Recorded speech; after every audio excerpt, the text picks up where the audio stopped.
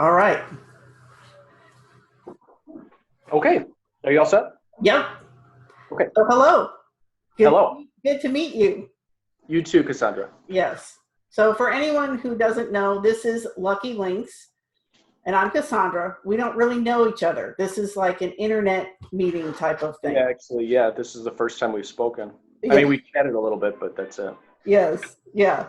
So I stumbled across one of your YouTube videos. I was looking for stuff on Lenormand, and I found one of your videos. I was like, well, that was good, and that was helpful.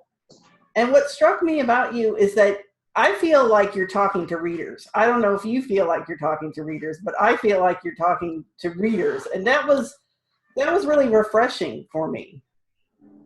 What do you consider the difference? Give me an idea of what would be the difference as opposed to someone who's just starting or someone who's going as a client. Yeah, I guess it's between being a reader and someone who's going as a client. So Yeah, I could just tell you had a lot of experience doing readings. So you would bring things up like when someone's not really telling you the real story, or yeah, you know what yeah, I mean, that you yeah. experience as a There are things. Yeah, there are things I wish someone would have told me when I started out because I could have saved myself a lot of trouble. right, right, yeah, So, one of the first things you have to learn is that people don't tell you the truth. yeah, Rarely do they tell you the truth. yeah, yeah. Or usually there's a question behind the question. Right. Yeah, I agree. I Yeah, agree. I see the same thing in my hypnosis business. What people come to me for is never really why they're there. yeah, There's always something behind it. So, right, right, right. Okay, well, and that was, I don't know if you have any agenda. I have like a bunch of questions and stuff I want to talk about with you. I'm just open. I'm just Okay. open. So Okay. Okay, so the I'm hypnosis. going to be surprised. So, Yeah, yeah, exactly. Yeah. The hypnosis piece. I'm very keenly interested in hypnosis. Um, I went to a hypnotist. I felt like she wasn't very good. I mean, at that time, I wasn't sleeping. I mean, I'm serious. I was going through a lot, and I was not sleeping, and so it did not help me with my problems. So therefore, what was her approach? huh? What was her approach? How did she approach it? Did she just She put me in like a magic bubble with like it reminded me of Wonder Woman and the her she had that invisible airplane. It was right? like some kind of thing where it's like it's like we went to this meditation thing and I was in this magic bubble, and it reminded me of Wonder Woman's plane, and she's like everything can bounce off of you, and it was stuff like that, and I felt like it never really addressed the problem. It's like that's fine, that's great, but I I don't know. Well, there's different approaches, and when I started out in hypnosis, I I was not prepared. I really wasn't. So I'd gone through my basic and my advanced work here in Chicago, and invested quite a bit in it, and I came out feeling like I really didn't know. They basically taught me to use scripts, Yeah. and I was lucky. I was very lucky because I met a master hypnotist who knew some very spooky things about the mind, who taught me about the three brains. Uh-huh. And if it, you have to know what brain you're talking to. Is it the mammalian brain? Is it the reptilian brain? Or is it the neocortex, which is the one that we walk around in all day, the one with all the chatter and Uh-huh. making all the criticism, it's the one that thinks it's got control but really doesn't. Yeah. And you have to really know which brain you're talking to and why.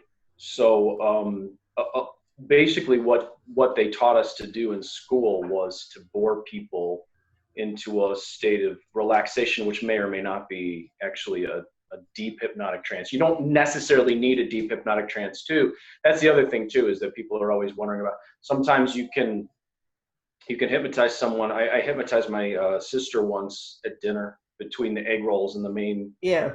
the main course, and she wanted something done real fast, and we just did it. So and I try to get to the core. I do my best to get to the core, like if there's a sleeping issue. A lot of times it could be a lifestyle thing, and if the lifestyle thing continues, what happens is that the sleep issues may come back up again. So it depends. There's a lot of things that go into it, but I'm pretty thorough when I do that stuff. Yeah. If it doesn't work, I have them back weeks. A lot of times you'll get to one layer and then another layer emerges. So like it'll go good for a week or two. This happens a lot with addiction. You'll see someone who they'll have an addiction, and then you'll hypnotize them, and maybe the craving's gone, but the habit's still there. So they don't crave it, but they still do it when they're in certain situations because that's their habit. So then you got to clean that layer up too. But sometimes you got to wait to see what it is before it emerges, because you got to watch it and see what emerges. So. Right. But the human mind is the most fascinating thing in the world. So I just think it's amazing. It's the approach I take with hypnosis is the same thing I take with the psychic phenomenon. It's all the mind. And if people understood that, I think they'd go a lot further, a lot faster.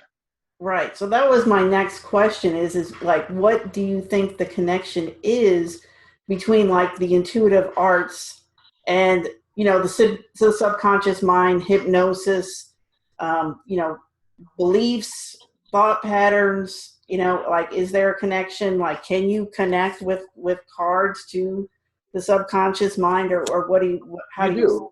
You do. I'll tell you, my best answer to that was the first time I was hypnotized. They took me into a past life regression, and it wasn't happening. What was going on was I had this regression. This scene was unfolding, and it just wasn't there. And the hypnotist, the woman who was teaching me was, she kept saying, "What's your name? What's your name? What's your name?" And I was a writer. Well, at the time, I was a writing professor. I was teaching writing at Loyola University, and I was working on my first novel. So it was very big in my mind. And I said I was a writer, and she said, "What's your name?" And I said it was, and it wasn't happening. I knew it wasn't happening, and I was still aware it wasn't working, or what she thought was happening wasn't happening. Let me put it that way. And I said, I read her mind. She thought I was Ben Johnson, and I knew it. And I said, my name is Ben. And she said, "What's the last name?" And I finally went, "It's Ben Johnson." And then when I came out, she said, "I knew it. I knew you were Ben Johnson." I said, "I know. I read it right off your mind." So you have to be very, very careful in those situations, because when you bypass the critical mind, you have access to a lot more. You have access to the unconscious. The unconscious does connect to other people very readily. Otherwise, when that person walks in the room and you got a bad feeling, and then you do it all the time. So that's the first part. That was how I knew there was a connection between the two, and that's when I really started wanting to find out how to use that better. I'd also read a lot of fairy tales when I was in school, so it's almost like everything that I was interested in kind of came together. I spent many years in writing classes, and I read more of the great literature of the world than I care to admit. And I read a lot of fairy tales and a lot of folk tales, and I saw something in the way the stories were structured that made me think there was probably an answer in that to the human mind. So later, when I was really seriously professionally reading, I started to see a huge connection to a lot of the symbols that I saw in fairy tales and folk tales, and the stuff that was in tarot. So that, to answer your other question about belief and can you connect to the subconscious through the cards, absolutely, because those images are archetypal, they're a pattern, and that pattern is in your subconscious. Now, I think the problem comes in where people get hung up is that they assume that the archetype means the same thing for everyone, and it doesn't necessarily do so. For example, the cross in Laura Mann's a big one. For some people, they say, "Oh, it means good things are coming your way." For others, I'm like, that is. Yeah. Yeah, I tend to be on that other end where it's like, "Oh, get that out of here." Yeah, I mean, it's like, let's look back at traditionally in history what that cross, I mean, there were a lot of people who would think very differently about it. But it is an archetype. It is an archetype. And as an object, just as an object, it was built as an object of torture.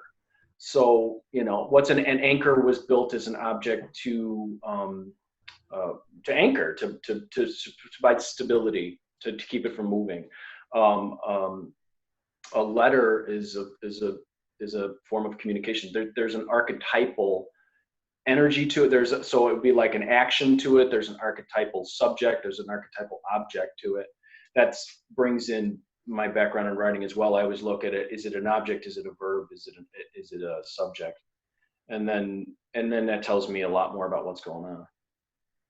Okay. Well, how did you get started reading? I worked in a bookstore when I was in high school, and I got a deck then from the occult aisle, and back when they called it the occult section. Right.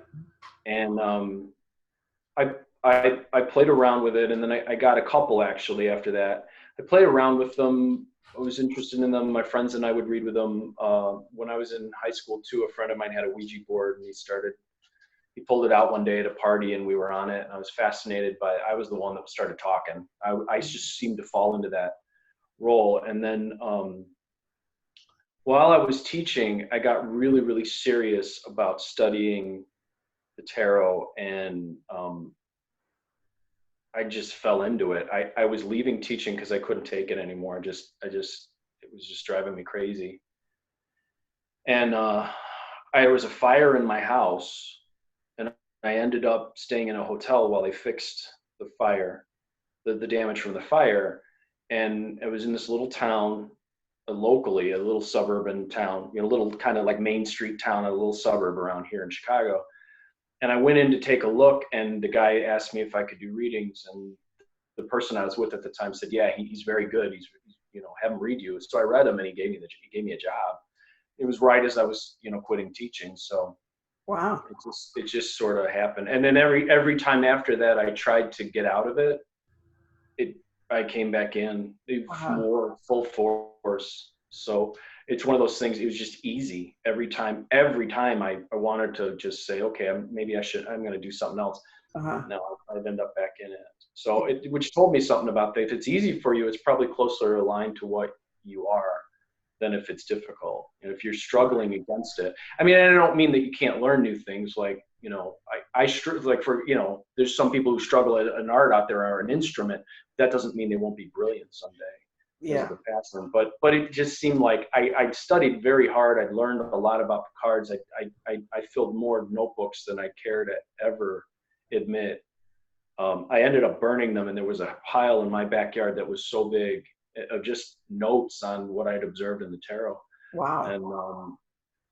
And then that's kind of where it sort of blossomed from. Yeah. So is that what you do? Are you a full-time reader and hypnotist, or? That's what I do. Okay. Well, that's cool. That's definitely very cool. Yeah. I spend a lot of time. I'm always out there talking to people and telling people what I do, because you have to sell yourself. Yeah. Right. And you're very good at asking for the sale. I'll tell you that. That's one thing I noticed about you too. I'm like, he's not shy. He asks for the sale. Yeah, and that was the thing that I struggled with when I was younger. I ended up I had a business for a while that was doing alternative energy, and I was terrified to do sales. I was terrified, and I would go out there and I would just stumble, and it was a nightmare. And it took me years to get over it, and finally I was like, forget it, Yeah. And I just did it, because I looked at the people in the world. I look at it this way. Starbucks has the worst coffee in the world. It tastes like mud. The thing that makes them, because there were so many cafes here in Chicago that were just beautiful. The coffee was beautiful. The atmosphere was great. Starbucks came in and wiped them all out. Why? Because it wasn't afraid to sell. It wasn't afraid to market. It wasn't afraid to get out there and be everywhere. Yeah. So when I looked at that from my experience, because I was like, the coffee was never as good as this cafe. Why did they win out? They weren't afraid to keep going and to be bigger and to ask for the sale.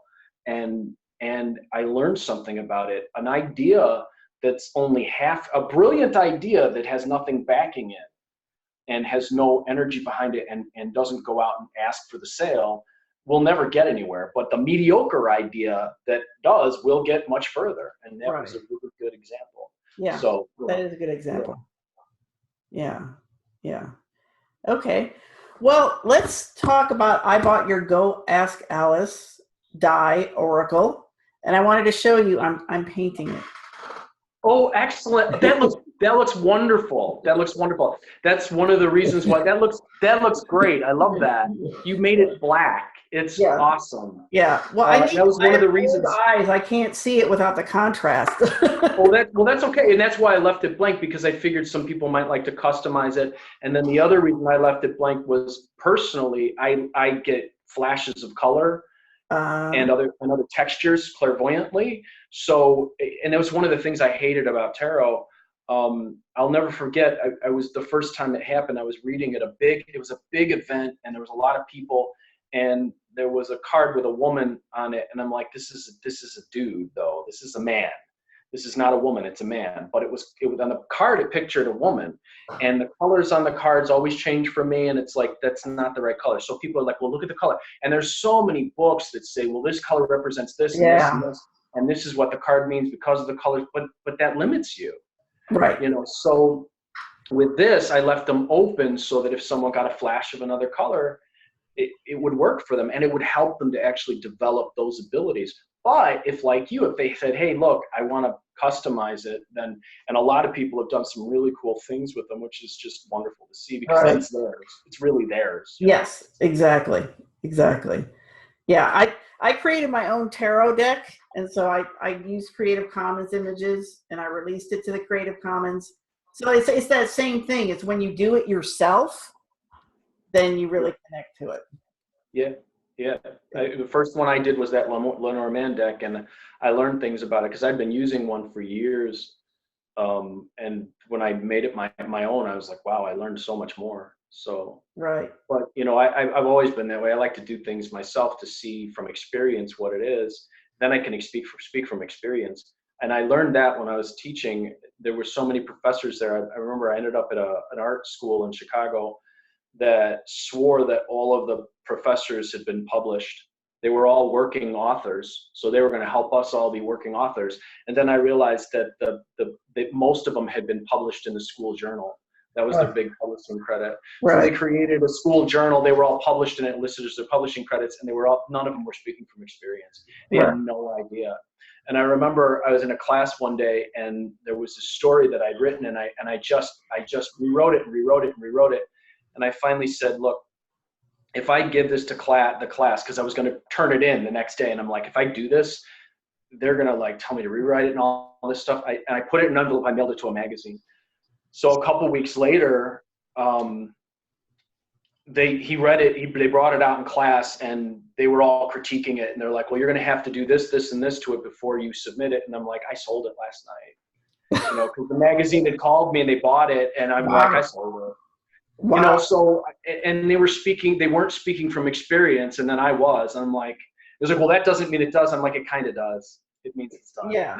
I sold it. It's done. It's out there. People are going to read it. That's it. Yeah. So I have a really hard time when people speak from book. They've read it in books, but they haven't done it themselves. They haven't learned it themselves. They don't have their own experience. And teaching at colleges and universities really taught me that there are people out there that are teaching that have absolutely no idea what they're talking about, no experience. Right. And so I always try to get people to come from experience. So, yeah. And to build their own experience when they're learning this stuff too, because then they can, if they can speak from their own experience, it can't be shaken. That's wisdom. Wisdom is direct experience. Yeah. Good point. Yeah. And that brings us back to the Go Ask Alice Oracle and the other ones. What I find nice about it is we know that story.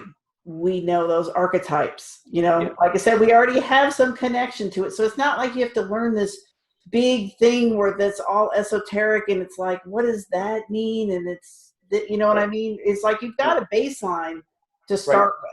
So that's I thought that was really cool. That was really smart to do it that way. And I figured people could read the book if they wanted what do you have a book for it? I'm like, yeah, read Alice in Wonderland. Yeah. It tells you everything. And it makes you think, and it makes you actually develop parts of your mind that maybe you're not normally using. Is because if you start using that in a divinatory sense, well, who was Alice? She was someone who went on an adventure. She was a girl. She was someone who was open to new possibilities. The people around her weren't. They were trying to teach her to be something else. The caterpillar was criticizing her. Was trying to make her be a certain kind of individual. He told her to recite. I want you to respond when I snap my fingers. And the Queen of Hearts is most of the people in the world. They're running around saying, you can't, and Right. off with your head if you disagree with me. So these are people that we deal with all day long. So you can read it oracularly, as these are the people that are coming into your life today. You can read it as verbs. The Cheshire Cat means you need to change in a big way. And you need to look at the thing completely upside down from a different perspective. Or they can be, the original reason for it was to connect people back to their core, because the big question I get is, what's my life's purpose? Well, Alice is your life's purpose. Alice is who you were before all of those other characters got a hold of you and changed you. The nice thing about it was she didn't change during the course of the story. She stayed more of herself, but we change all the time. Yeah. Right. And then that kind of goes back to the idea that, you have you already have the answers. It's just getting at them. Hopefully. And if you don't, you can meet people or situations that will help you to understand them. Right. Well, I always like this idea. There was my master once told me that anywhere in nature where there's a poison, the cure is within 9 feet. And I always think of that when there's a problem. The cure is within 9 feet. So if you don't have the information, the cure or the information that you need is probably within 9 feet. Yeah. And that's something I want to ask you about too. You studied Tibetan mysticism or what?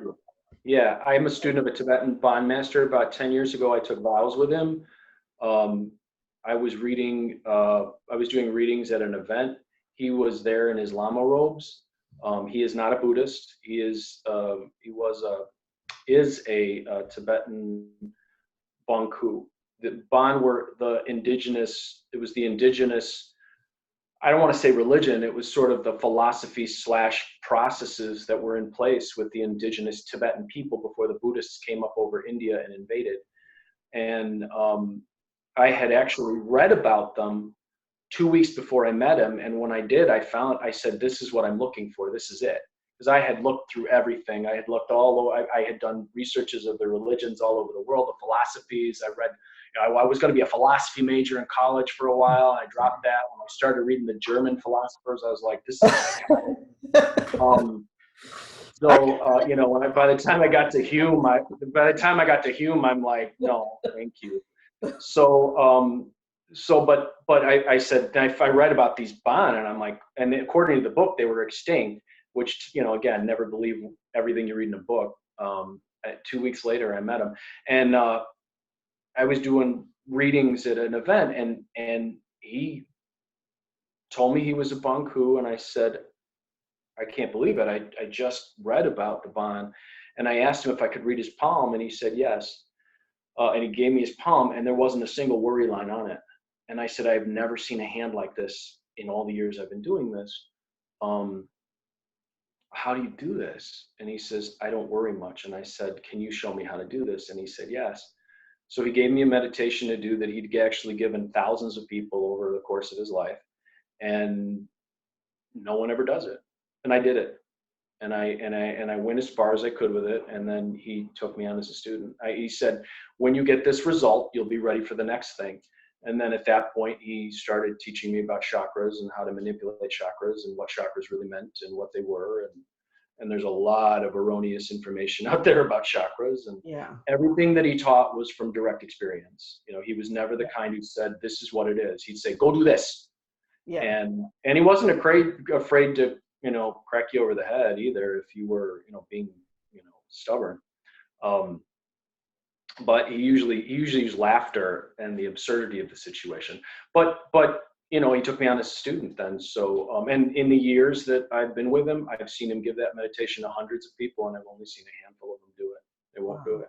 And it's so simple. Yeah. And that's why they won't do it, because it's deceptively simple, and they think there's no way it will make any difference. Yeah. So you're still studying with him? I am. I do. I took a vow until the end. The end, until you reach enlightenment, is the vow that you make. Wow. So, which is a ways off. Yeah. Okay. Well, let me check my. Oh, okay. All right. So I got a couple things here. Lucid dreams. You have any thoughts on lucid dreams? You mean, now can you define that for me? Because that's a bit of a, do you mean dreams that you have while you're waking, No. like a hallucination, or do you mean No. just a dream when you're in a dream state and you actually get in and start to manipulate the Yes, dream? that's what I mean. There is a Tibetan practice that is related to that I am currently working through myself. So I have some experience on it. I can speak from my limited experience, but did you have some specific questions about it, or? Well, I just I guess any comments about what is that state?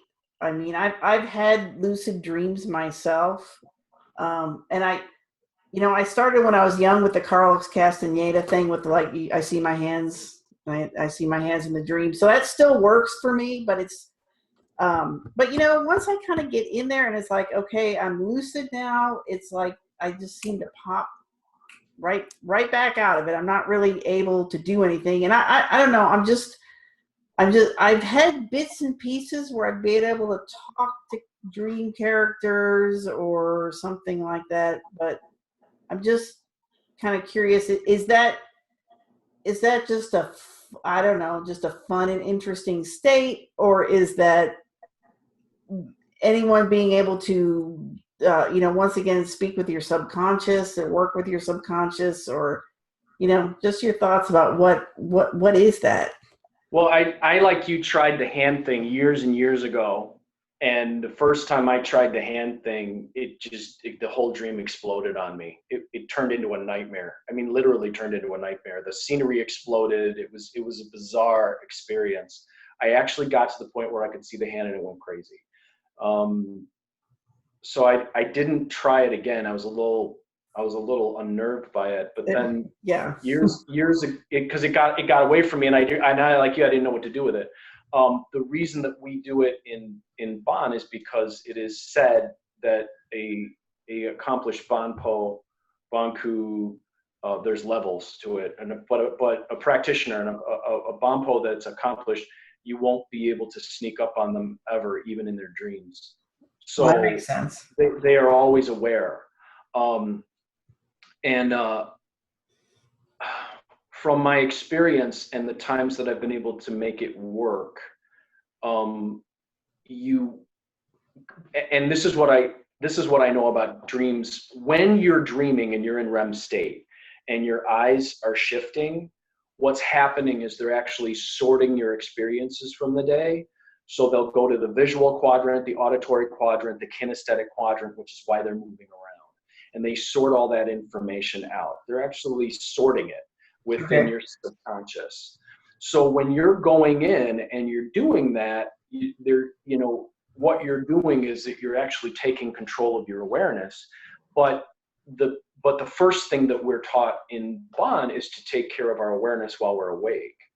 And then it becomes a natural extension of that. But people don't know where their minds are going all day.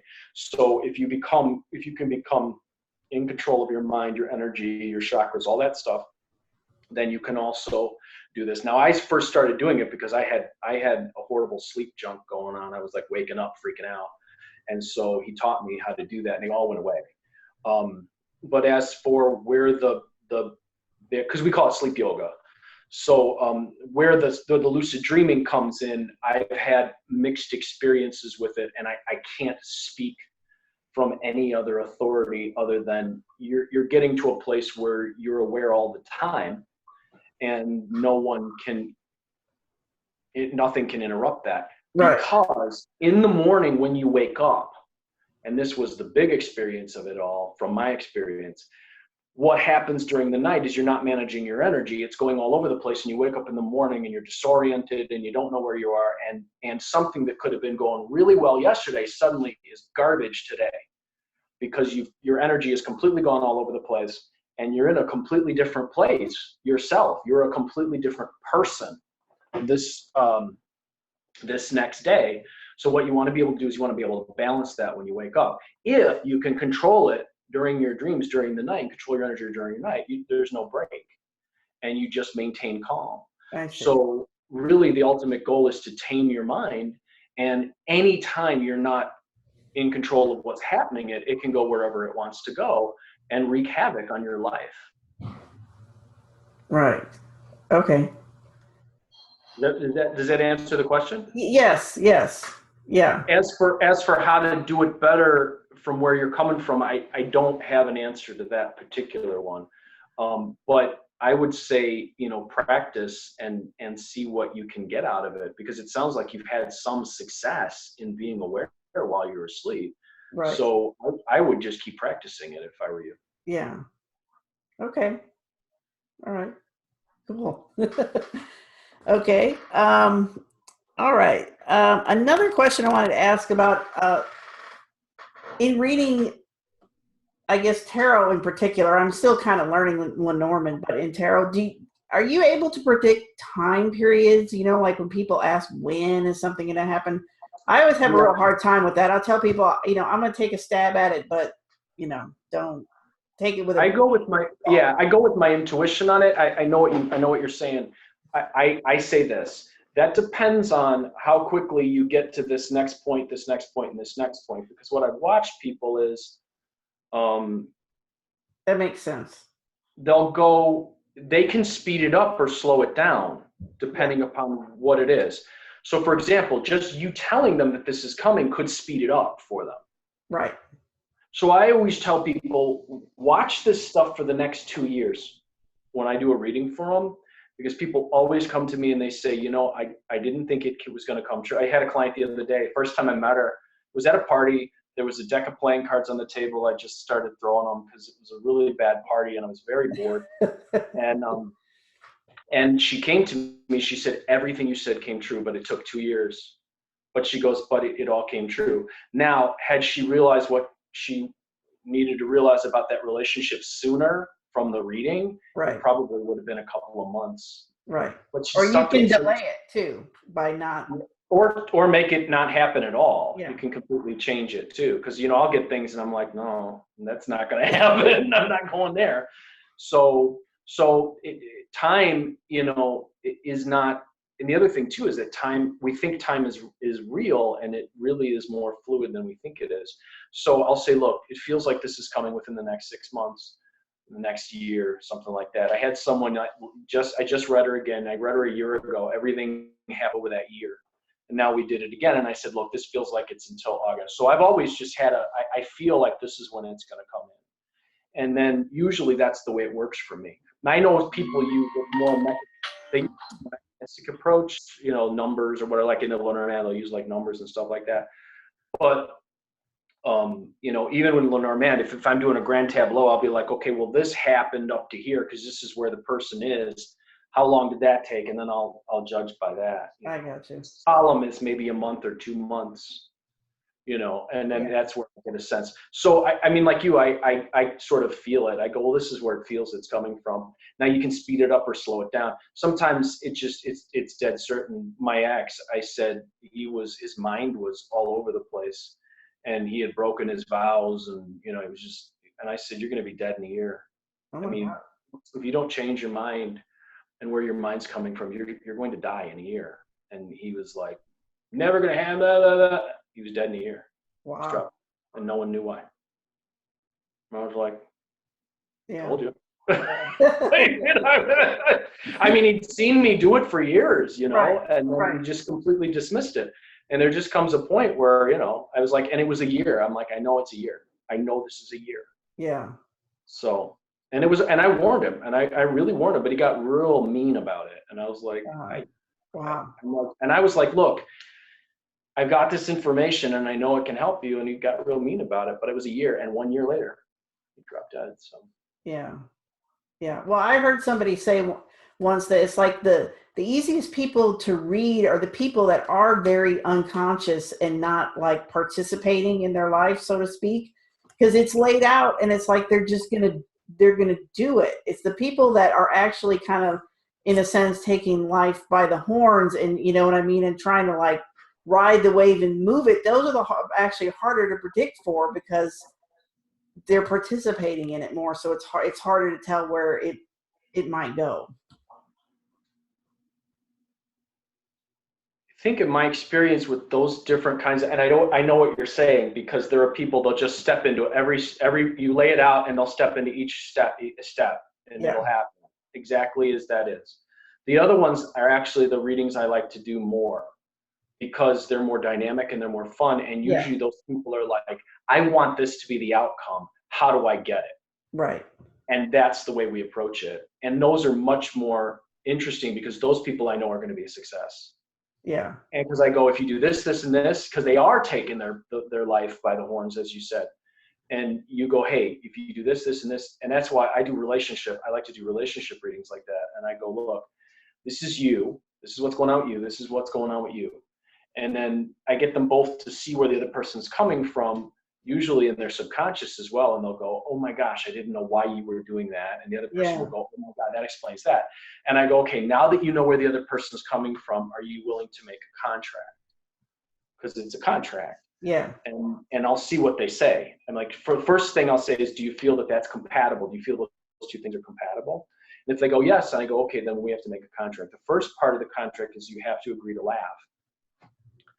And as much laughter as you can get, because otherwise it won't work. Yeah. And the second part is that you have to be able to agree to do what we just, to be able to accept that for the next few months, at which time you can renegotiate the contract. Those people have a lot more success in their lives if they're willing to do it, because they'll go, okay, well, I see I got to do this and this, and they take action. And in the other case, it's more of a belief that life happens to you. Mm-hmm. And so it does. Right. And from hypnosis, I'll tell you, neither way is the right way or the wrong way. If you believe that's the way it is, that's the way it's going to be. Right. Life is going to happen to you if you believe life happens to you. If you believe the life is within your control, your whole experience will change, Yeah. depending upon which way you approach it. Yeah. Okay. All right. So that brings up we had kind of a brief text conversation about luck. So what do you think luck is, and like how do you draw luck to yourself? Well, when I was a kid, I was fascinated by the idea of luck, and I thought it was something that some people had and that other people didn't. And I thought that I was pretty unlucky. But then I would notice that in the middle of all this garbage going wrong, I would be okay, or I'd end up on my feet, or something would go my way, and and then people kept going, well, you're really lucky. And Uh-huh. I was like, well, and then as I got older and I started to learn some things about how to make an outcome happen, I'd really go at it. And then people would be like, well, you're just lucky. And it's like, okay. It looked like luck, but it took a lot of work to get that to happen. But I learned this. Your mind is everything in it. And if you believe that you're unlucky, that is exactly what's going to happen to you. Mm-hmm. And there were quite a few situations where when I was younger, and I did believe that luck wasn't on my side, and things went horribly. But if I'd let go of it for a little while, I'd wear myself out, worrying about it. If I let go for a little while, things would correct themselves. And that's when I realized that the calmer you are, the more luck you have. That's first of all. Second of all, there are people that you have in your life that are unlucky. They are horribly unlucky. They feed on other people. They want to take other people down. They want to cause problems for other people. They want to manipulate people. They want to see them fail. And if you've got those people in your life, you're going to be unlucky because they're going to take down any success that you get, or they're going to try to take down any success that you get. So lucky people believe that they're lucky. They surround themselves with other people who believe that they're lucky. And they make things happen. Like we were talking about in the earlier, the last questions, like they decide they're going to take the bull by the horns and they're going to make that happen. People who are unlucky believe there's never going to be enough. It doesn't matter. You could give them $1 million. It wouldn't be enough. They say they just want to win the lottery, but then, 1 year later, it's all gone. They've won $100 million and 1 year later, it's all gone. I watched this with a friend of mine years ago. She had lost everything. She flunked out of school. She was being kicked out of her apartment, and she entered a radio contest and she won a house. Wow. And the weird thing is that I knew she's standing in line at this thing to win this house. And I said, oh my gosh, you're going to win it. I just had a flash. I'm like, you're going to win this house. And she goes, what do you mean? I'm like, I'm telling you, you're going to win. And there were 30 people in front of her. They had to take this key and put it in the door to see if it would work. And I said, no, you're going to win it. And we watched 30 people, and then she win it. And I said, I told you. And 1 year later, she didn't take the house. I said, maybe you should take the house. You just lost your apartment. At least you have a place to live. Right. You'll always have a place to live. First thing she does, she takes the money instead of the house. They offer her, I want the house, I want the money. She takes the money, 1 year it's gone, and she's $40,000 in debt. Wow. And I thought, well, there you go. I mean, there was never enough. And I watched people over the years, never enough. I mean, a treasure could come in their lap, and all they have to do is take it and do something with it. Nope, never enough. Yeah.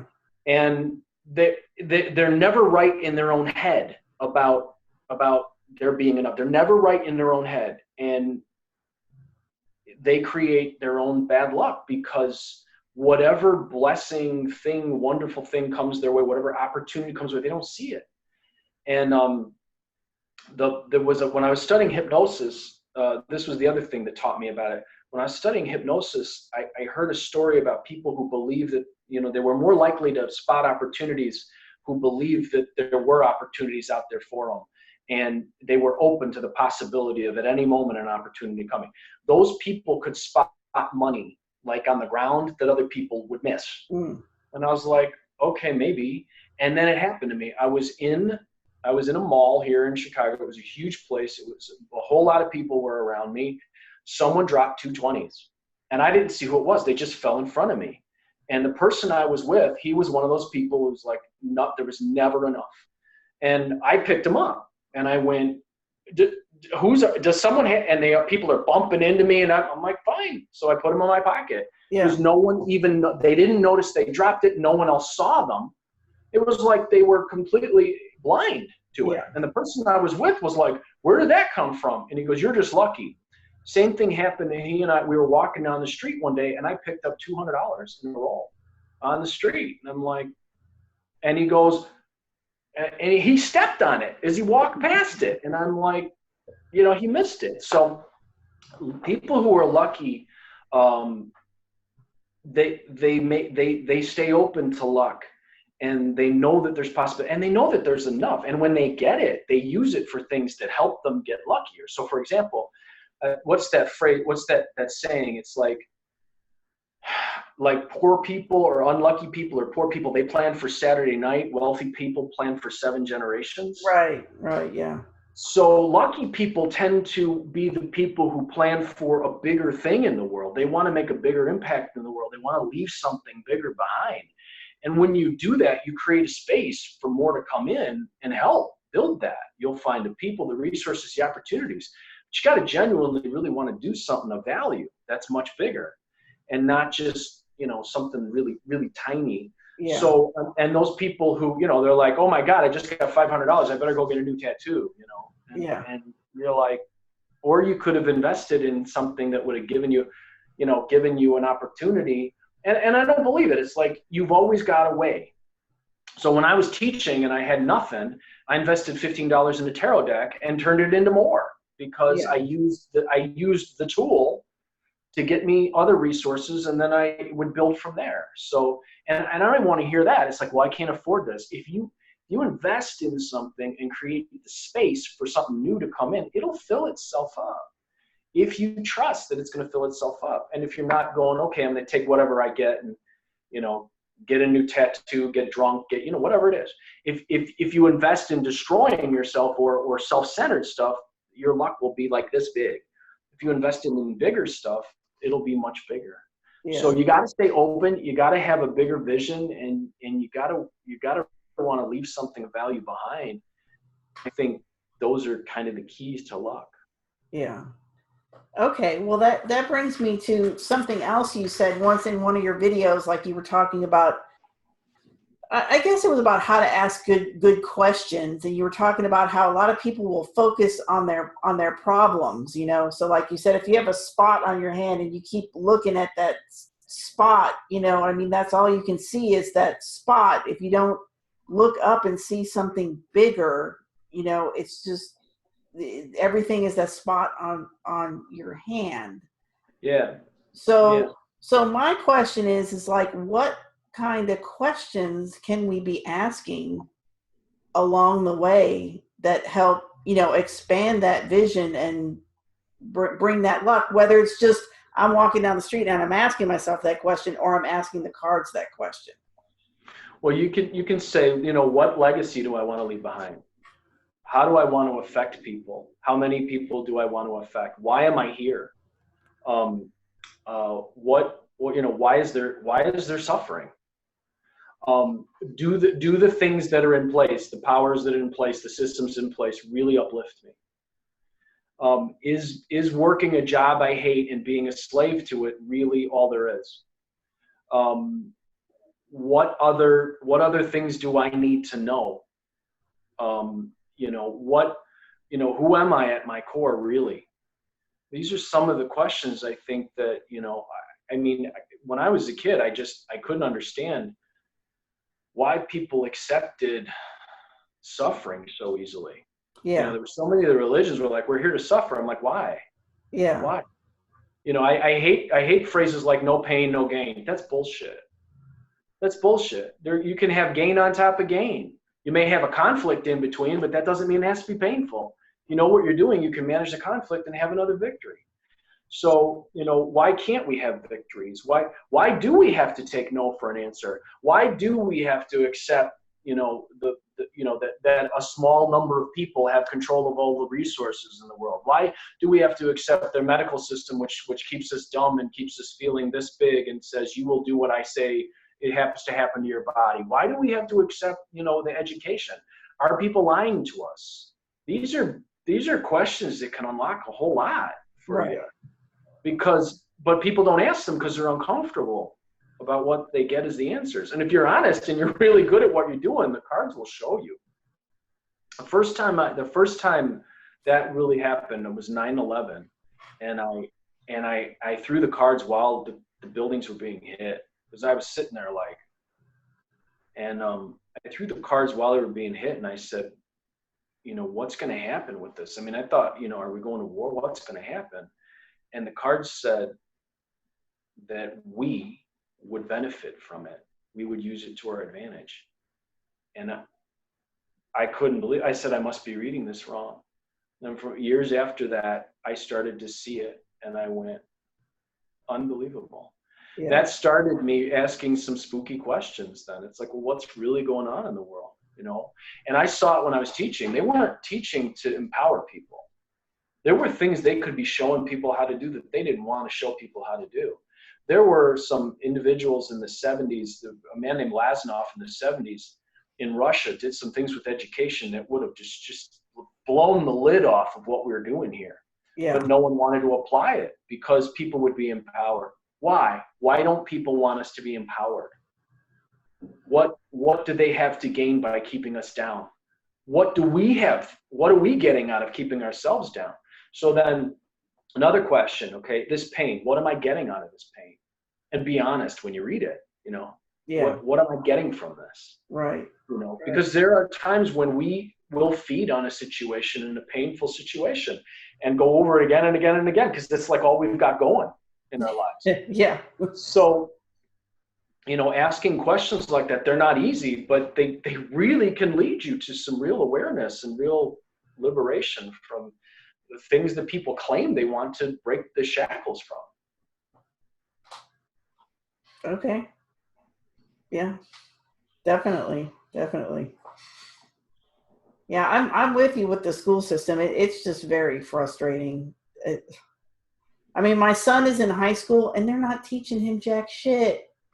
But it's like, but I'm just like, what do I do? I mean, I don't know. I just don't see myself homeschooling him. But I've been trying to encourage him, like, okay, it's like with at school they're teaching you that you're waiting for this thing that's coming that you're supposed to be working towards through this school that isn't really teaching you anything. And I'm trying to like kind of light a spark under him, like, you're young, it's not time to be holding back, you need to be like moving towards something. So what are you moving toward? It's just Well, it is interesting that our whole lives in the, I mean, all areas, the work, the school, the religions, they're all dangling a carrot that you never get.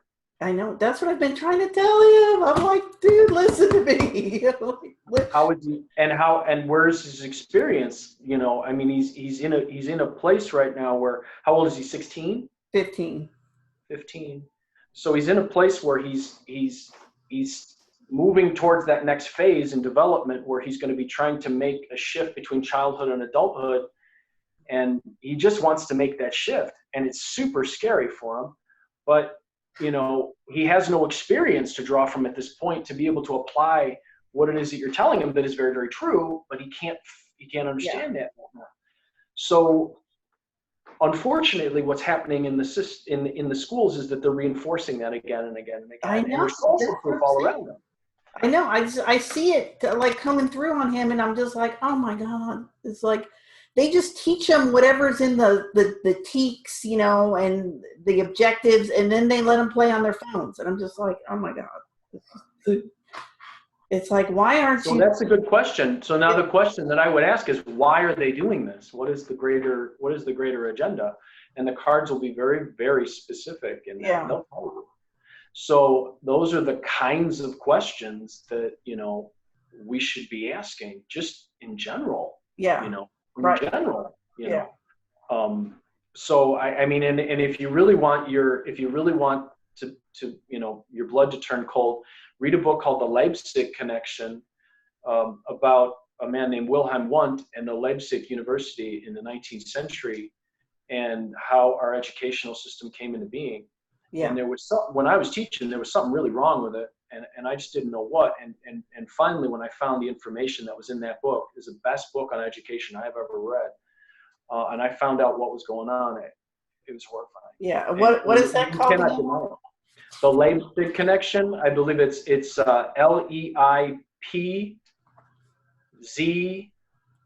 I think it's famous. It's a famous university. I'm sorry, it's German. I don't speak German very well. The Leipzig Connection. Okay. And it very clearly outlines, with the help of a man named Wilhelm Wundt, who is considered the father of experimental psychology.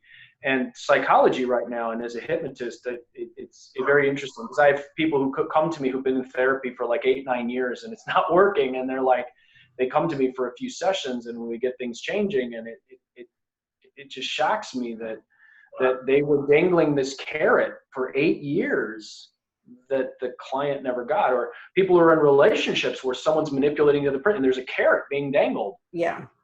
And I think when I was a kid, I saw these people in relationships there was some carrot being dangled about happiness that they never seemed to have. They ended up getting to the ends of their lives. Maybe they stayed married, maybe they didn't.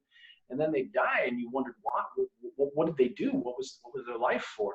So I guess, that's the truly the bigger question. It's like not looking at that spot on your hand. The bigger question is, we have so much potential. The human mind, we have so much potential. There were some things that came out of the 19th century in terms of power, energy, human mind discovery, that we really were at a huge turning point there. And a lot of that stuff was just suppressed. And here we are, 100 years later, going, 100 some years later, going, wow, what happened? We missed something, Yeah. So I say, ask the big questions. And if you're going to divine the big questions. Now, I understand if you're making a living, people come to you, they ask you about their relationships, they ask Yeah. about their jobs. And Right. it's tricky sometimes because you're like, well, yeah, this is where it's headed, but there really are bigger questions that people can ask, but you can't ask them if they're not ready. Right. If, it's like it's like the pyramid, Maslow's pyramid. You can't try to push someone towards actualization if they're worried about, their basic, they can't sleep, the bottom of the pyramid. Yeah. If that's not working, there's no way they're ever going to get up here. So you have to meet people where they are.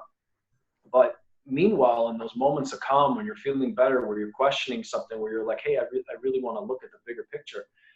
What can we do? We have so much. I mean, especially in this country here. I mean, everywhere you look, there's resources. Yet we're told there's nothing.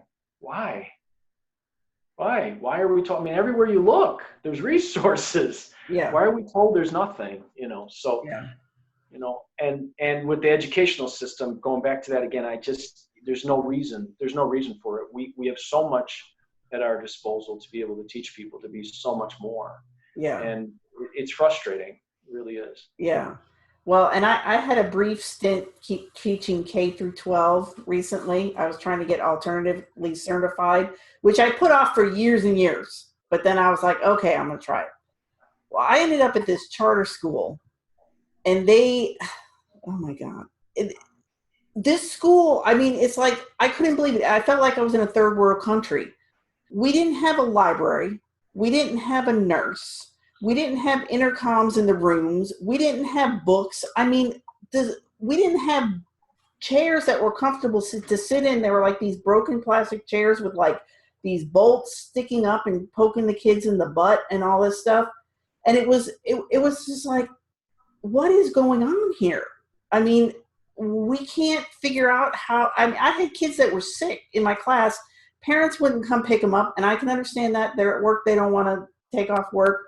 But we don't have some place for them to go lay down, like not in the classroom. Right. Like you can't call a sub and have somebody sit in a room with them so they can be sick, not in my room. I mean, and it just went round and round, and it's like, and we were supposed to be, they have to pass the test, they have to pass the state test, and it's like, I had these kids that in fourth grade, they've already opted out. They've already decided school is not for them.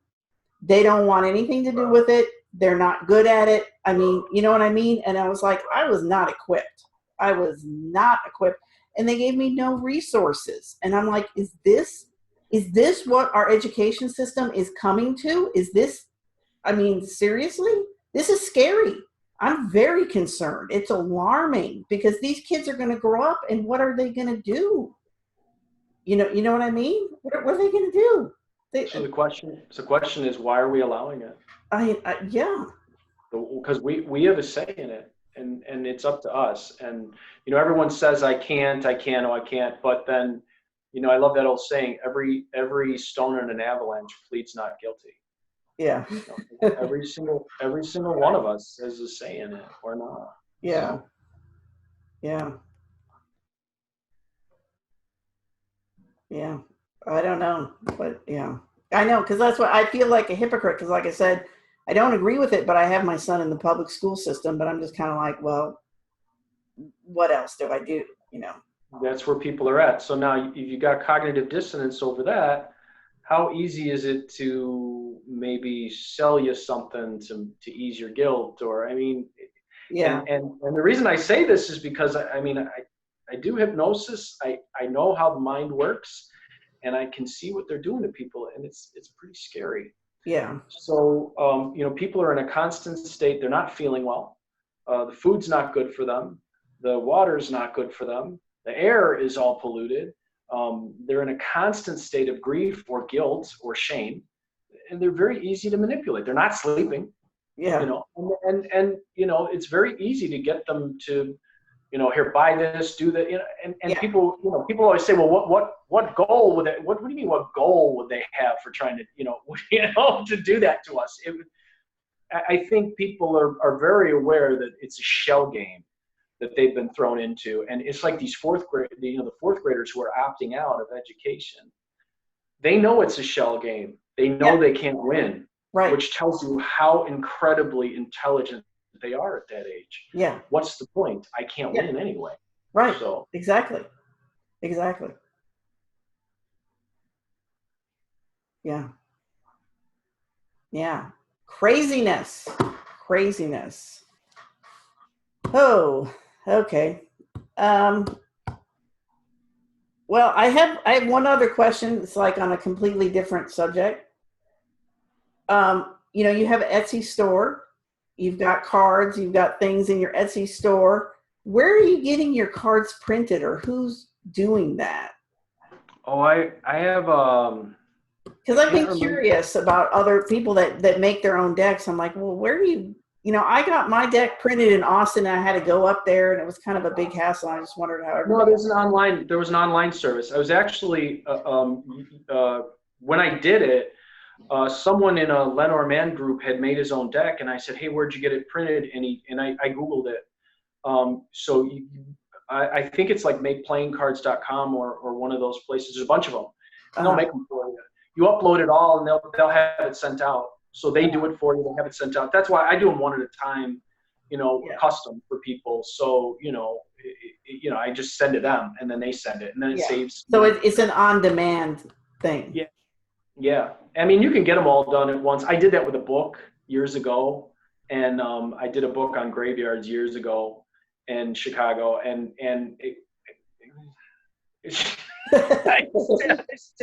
I just didn't want to do it again. So I thought, wow, you'll handle it, you'll ship it, thank you. All I had to do was upload it, and then I just hit the number of orders, and they send it. So and plus there's no waste.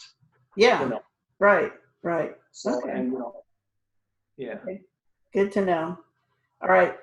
Okay. Here's a weird topic. I don't know. You probably have something to say about it.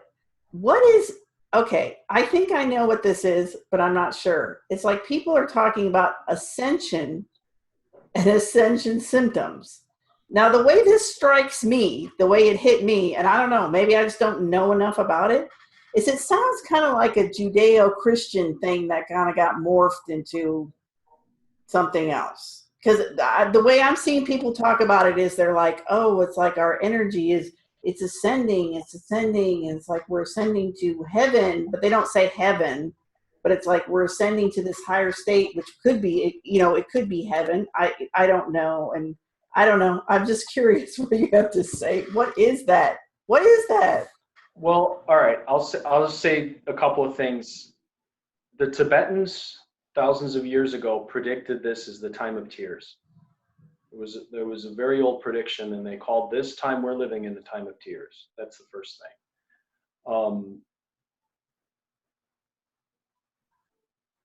I would say that anyone that says we're ascending or that their energy is getting higher, look at their lives and look at their relationships and see if what they're saying plays out. And I would say, look at what's going on around you and see if it feels like this is all ascending into a state of bliss. If what they're saying and they're claiming is true, look at examples in their life to prove it. That's what I always say. Yeah. It keeps me from having to get into arguments with people because there's no point in arguing anything. One of the 6 mistakes that humans make that destroys them is trying to convince other people to believe as you do.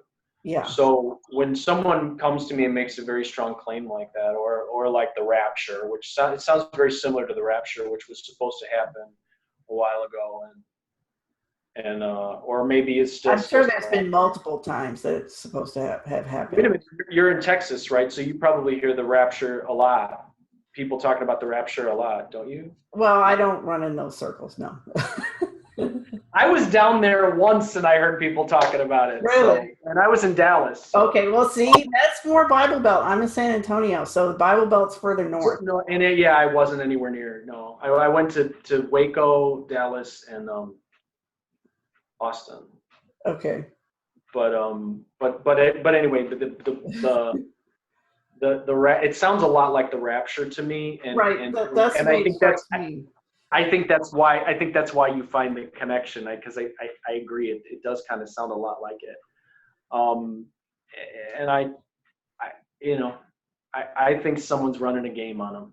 That's Yeah. what I, you know. Yeah. So in the Tibetan world and what we do, we go prove it. We say, show me that you can do it. Yeah. So just say, show me you can do it. And you get a vibe on some of those people. They're all like, I'll never forget this time. This woman came up to me. She was I was at an event and I was doing readings, and I had a lot of readings. I was between readings. I think I was like getting a drink of coffee or something. And she came up to me and she goes, "I love you." And I said, "Why?" And she crashed. She didn't know what to do. She was like one of the Course in Miracles people. She was running around telling everyone she loved them. And I went, "Why?" And then she was like, "Well," I'm like, "What do you feel guilty about?" And she went, "Oh my God." So I tend to,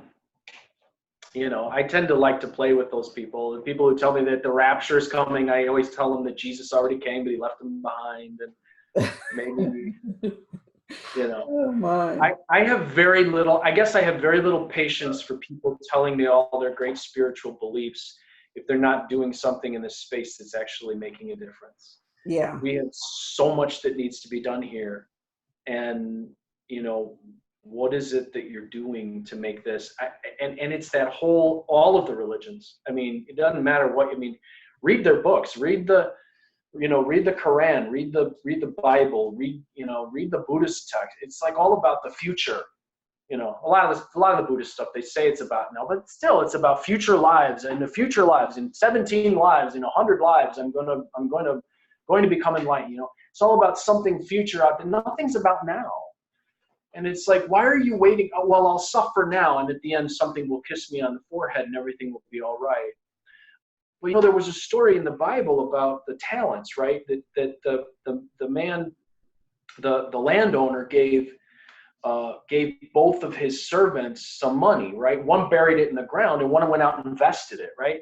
And then he came back, and the one who'd invested, he gave it back to him. He said, "Look, I doubled, I tripled what you gave me." And the landowner was like, I'm going to raise you up. You have a higher position in my, in my home because you did this. And the other one just buried it in the ground. And he goes, "Well, here, this is what you gave me." And he goes, "You didn't do anything with it. You did nothing with it." Yeah. So, the very book that a lot of these people claim to be the source of all of this, because a lot of those people that talk about the ascension, they talk about the Bible, they talk about Jesus, they talk about Mary, they talk about the saints, Have you ever read the book? Yeah. You know what it actually says? Right. You come to your life and you go, "I didn't do nothing. I just waited for you." According to the old same book, God's going to say, "Hey, you didn't do anything with what I gave you. You didn't help anybody. You didn't make the place better. You didn't leave a legacy. You came back exactly with what I gave you. You didn't do nothing with it." So this whole I'm waiting for, I don't have to do anything. I'm just going to download enlightenment is never traditionally how it works. It's work, but not impossible work, and not 17 lives out work necessarily either. But there's some processes that it takes a master to help you to get to. And everyone wants a quick answer. I want it to come and I don't have to do anything and then I'm enlightened. Yeah. That's nice, but why are you so angry then? Why do you blow up at people? Why do you criticize people who believe differently from you? Why do you what do you I look at the life. What are your relationships like? Why are you and your husband at each other's throats? Why are your kids going crazy? Why I look at that stuff and I go, well, what's going on then if you're saying this? So as I understand it, that's my take on all of that. And usually those folks, they don't usually come near me because yeah, right. Yeah, but see, that's one of those things, like through YouTube, it's like I come across this, it's like everyone's talking about ascension. I'm like, what? Ascension? What? Well, we were joking. We were joking. My master and I were joking. We had gone for a walk one day and we were seeing these shoes everywhere. For some reason, we were seeing these shoes. It was back in 2012, I think, and we were like, the rapture happened. Oh. They were all taken out of their shoes, and these are all the people that were left behind. So we were waiting for the zombies to start rising, but they didn't. Yeah. So now I tell people, there were shoes all over the place. Right. People were taken. They just left you behind. That's Yeah. why now we got to deal with you. You're the reason the place is hell on earth now. Oh, that's good. That's good. Well, I have really enjoyed this. I got a lot out of it. I hope you got something out of I it. did. Bye.